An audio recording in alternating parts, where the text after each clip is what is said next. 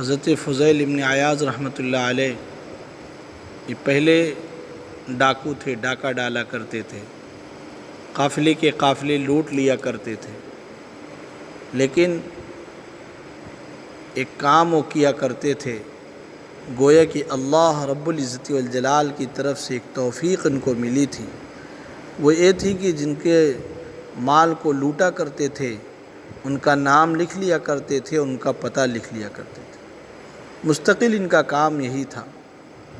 ایک مرتبہ حضرت فضیل ابن عیاض رحمۃ اللہ علیہ ایک امیر و کبیر کے گھر ایک چٹھی بھیجی اور کہا کہ تمہارے گھر پر فلاں روز ہم ڈاکہ ڈالنے آئیں گے۔ وہ وقت مقررہ آتا ہے، حضرت فضیل ابن عیاض رحمۃ اللہ علیہ اس گھر کے پاس پہنچتے ہیں۔ پہنچنے کے بعد سوچتے ہیں کہیں ایسا نہ ہو، پہلے حالات کا جائزہ لے لیا جائے، یہ شخص بڑا امیر و کبیر ہے، کہیں اس نے پولیس بلایا ہو یا لوگوں کو بلا کر بیٹھایا ہو۔ لیکن جب حالات کا جائزہ لیتے ہیں تو ان کو یہ معلوم ہوتا ہے کہ کوئی شخص ان کے گھر پر پہرے دار نہیں آیا ہے۔ حضرت فضیل ابن عیاض رحمۃ اللہ علیہ ڈاکہ کے لیے جب قدم بڑھاتے ہیں آگے تو ایک آواز ان کے کان میں پڑتی ہے، اور جو امیر و کبیر شخص تھا اس کی بیٹی رات کی تنہائی میں اپنے رب کو یاد کر رہی تھی اور اپنے رب سے مناجات کر رہی تھی اور اپنے رب کے قرآن کو اپنے سینے سے لگا کر اور اللہ کے کلام کو پڑھ رہی تھی۔ بڑے عشق و مستی کے اندر اس نے جب یہ آیت پڑھی، الم یأن للذین آمنوا ان تخشع قلوبہم لذکر اللہ، کیا وہ وقت نہیں آیا کہ اللہ کے ڈر سے اور اللہ کے ذکر سے ایمان والوں کے کلیجے پھٹ جائے۔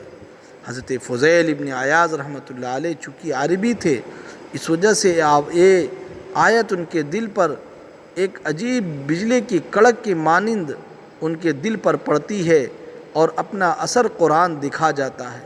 بس فوراً کہتے ہیں بلا بلا، الان الان، کیوں نہیں، وقت آ چکا ہے، ابھی اسی وقت آ چکا ہے۔ حضرت فضیل ابن عیاض رحمۃ اللہ علیہ فوراً اپنے ساتھیوں سے کہتے ہیں کہ تم میرا ساتھ اب چھوڑ دو، اب ہم اس کام کے ڈاکہ ڈالنے کے نہیں رہ گئے۔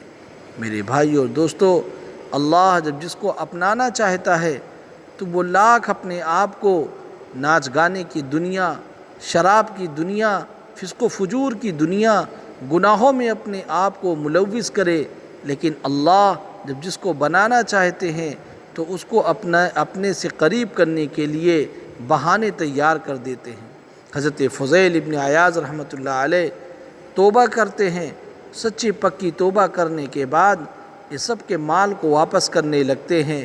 اور چونکہ توبہ کرنے میں جہاں بہت سی چیزوں سے توبہ کی جاتی ہے، وہاں یہ بھی توبہ کرنے میں ہے کہ جن کا مال لیا ہے وہ مال اس کو لوٹانا پڑے گا۔ یہ نہیں کہ ہم سوچیں کہ چلو بھائی کسی کا مال مار لیا ہے اور اللہ سے 2 رکعت صلاۃ التوبہ پڑھ کر رو لیں اور اللہ کے سامنے گڑ گڑا لیں، بس ہمارا کام بن جائے گا۔ نہیں میرے بھائیوں، بلکہ جا کر اس کو دینا پڑے گا۔ تو حضرت فضیل ابن عیاض رحمۃ اللہ علیہ جاتے ہیں اور جانے کے بعد سب کے سارے مال دے دیتے ہیں، لیکن جب وہاں پہنچتے ہیں ایک یہودی کے پاس، وہ یہودی کا باغ تھا بہت بڑا، وہ یہودی جا کر وہاں پر جب پہنچتا ہے اور دیکھتا ہے، ان سے بتاتے ہیں کہ میرے پاس مال ختم ہو چکا ہے، میں نے آپ کے مال کو فلاں وقت میں لوٹا تھا۔ تو حضرت فضیل ابن عیاض رحمۃ اللہ علیہ نے فرمایا کہ مجھے معاف کر دیجئے۔ وہ یہودی سمجھ گیا کہ محمد رسول اللہ صلی اللہ علیہ وسلم کا غلام ہے، اس نے توبہ کیا ہے، اور اس نے فوراً یہ کیا کہ ہمارے باغ میں کچھ دن آپ کو کام کرنا ہوگا۔